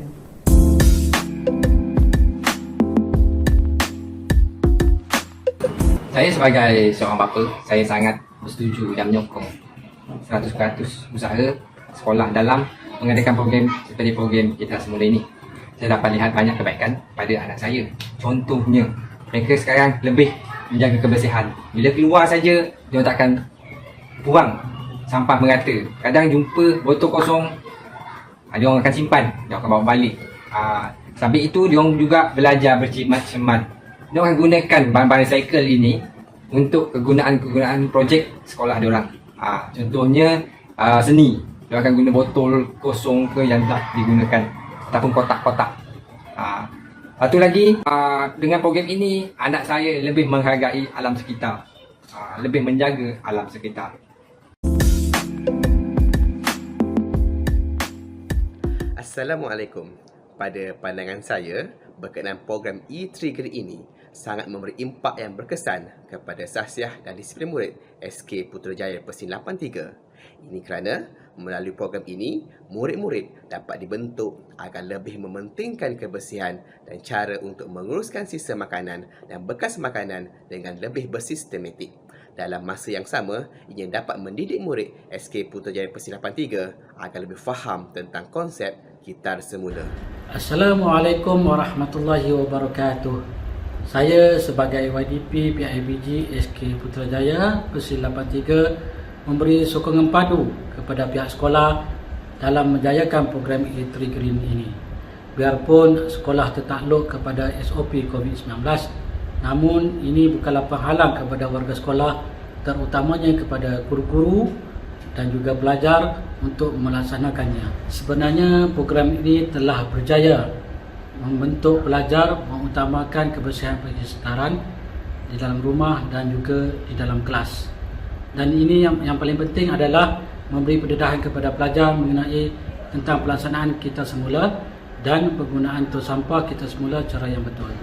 Saya juga berharap modul yang diterapkan di dalam program E3 Green ini dapat dimanfaatkan oleh pelajar dan perkembangkan aktivitinya di luar sekolah. Sekali lagi saya mengucapkan tahniah kepada SK Putrajaya Persin 83. Dan seterusnya, Puan Suryati Baharin, peserta perantisan 2 NPQL 2021. Kita lihat apa kata beliau. Assalamualaikum warahmatullahi wabarakatuh. Tahniah saya ucapkan kepada semua warga Sekolah Kebangsaan Persin 83 Putrajaya atas pelaksanaan program E3 Green yang telah dijalankan dari awal tahun lagi. Seperti kata pepatah, melentur buluh biarlah dari rebungnya. Saya dapat melihatkan usaha gigih guru-guru dan semua warga sekolah melatih murid-murid untuk mengasingkan barangan kita semula di sekolah. Penghayatan nilai murni ini seharusnya dapat diterapkan sehinggalah mereka dapat membudayakannya di sekolah dan di rumah. Tahniah sekali lagi, semoga pihak sekolah meneruskan nilai-nilai murni ini di sekolah dan alam sekitar kita akan terpelihara. Terima kasih dan tahniah. E3 Green at SK Putrajaya Persin 83 akan terus mengurat langkah, akan terus mengambil bahagian dalam pertandingan Anugerah Inisiatif Hijau Putrajaya yang akan diadakan dalam bulan ini dan berbagai pertandingan yang mendatang. Kelestarian E3 Green at SK Putrajaya Persin 83 merupakan penghayatan amalan terpuji E3 Green melalui kelestarian alam dapat dibudayakan dalam kehidupan seharian. Amalan terpuji ini mencetuskan idea yang memberikan impak dan hasil yang mampan kepada semua. Manhaj seterusnya adalah perlunya ada polisi tentang pembuangan sampah sarap dan kita semula. Menetapkan peraturan pembuangan sampah mengikut kategori dan pihak berkuasa tempatan sewajarnya memperbanyakkan tong-tong kita semula dan pusat kita semula. Hal ini akan memudahkan orang ramai untuk menguruskan sampah mereka. Selain itu juga, kempen untuk meningkatkan kesedaran tentang amalan kita semula perlu lebih kerap diadakan. Kempen yang disokong oleh media massa bagi memastikan mesej kita semula ini tersebar luas. Muafakat membawa berkat. Itulah misi untuk program kita semula ini. Akhir kata, saya mengharapkan agar semua seia sekata untuk istiqamah dalam mengamalkan kita semula demi kepentingan alam sekitar dan kelestarian alam. Sebagai sebahagian daripada masyarakat, kita tidak boleh memandang enteng perkara ini supaya alam ini selamat didiami oleh generasi sekarang dan akan datang. Kita perlu mengamalkan kita semula kerana Allah bisa tegal biasa. Oleh yang demikian, saya menyeru agar kita semua mengamalkan kita semula dan berupaya meluaskan horizon pemikiran masyarakat untuk melahirkan generasi cinta akan alam sekitar. Berikut adalah rujukan saya. Sekian daripada saya. Wabillahi taufiq wal hidayah. Wassalamualaikum warahmatullahi wabarakatuh.